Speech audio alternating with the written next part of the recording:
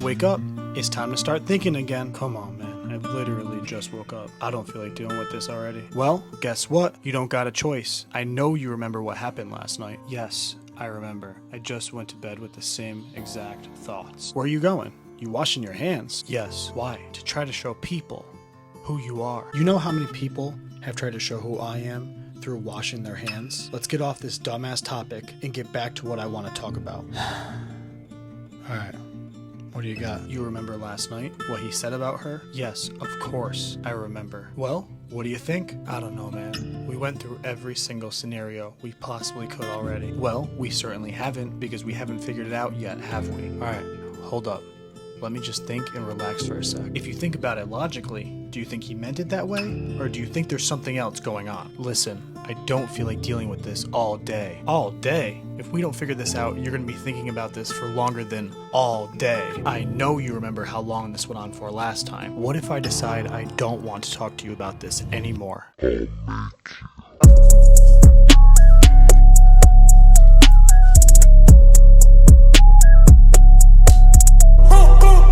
morning, class. And today, we'll be going over how OCD can make you do things. But Professor, how can something that's not in real life make you do things? Well, Julian, OCD may not be something that you can touch or feel in the real world.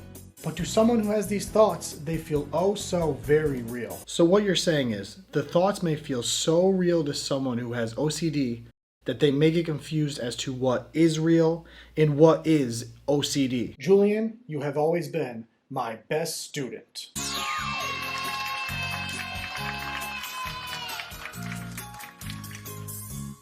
But we need to find a way to help people. Is there anywhere safe to go?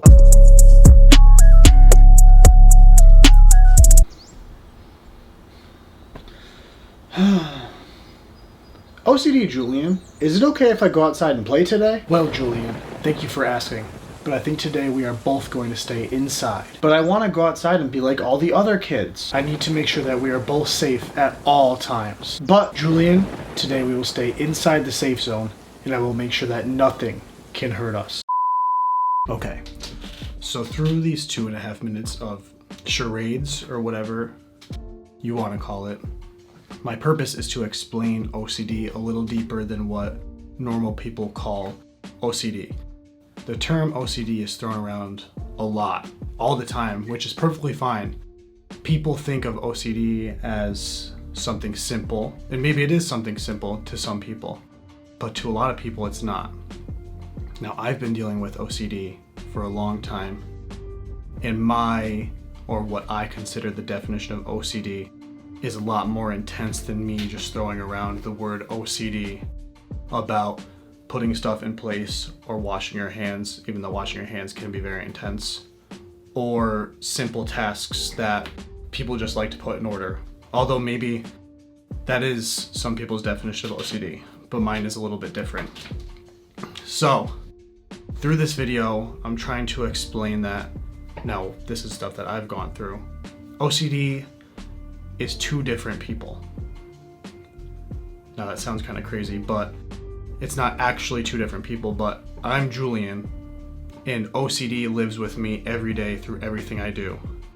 There's the real world, and there's the fake world, or the OCD world. Now,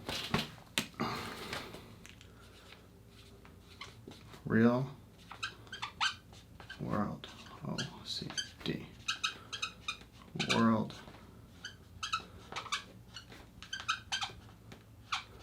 fake world. So, real world, OCD world.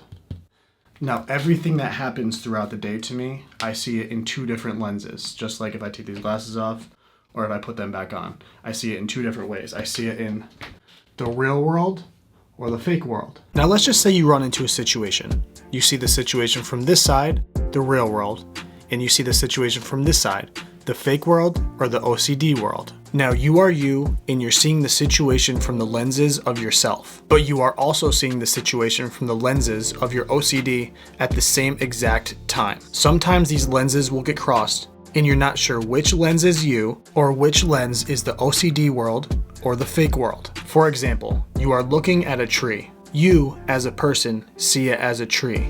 but the other person inside of you, which is your OCD, is screaming at you, telling you that this tree is scary or that this tree is danger. You now have two different point of views going on about this tree. And sometimes these point of views get crossed and you're not sure which path to go down. This is an example of an OCD situation. Now, the tree itself that we're talking about has no direct correlation with OCD. It just represents danger in this circumstance. We could have used the exact same example with a pencil or a notebook or a relationship with a friend. All of these things can mean danger.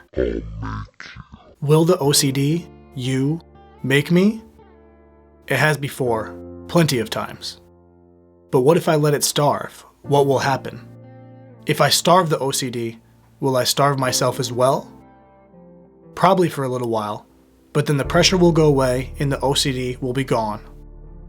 But what if the pressure never goes away? That is the question. And that is what keeps people coming back.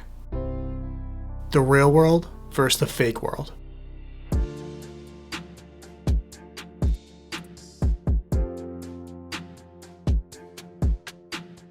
Stand clear of the closing doors, please.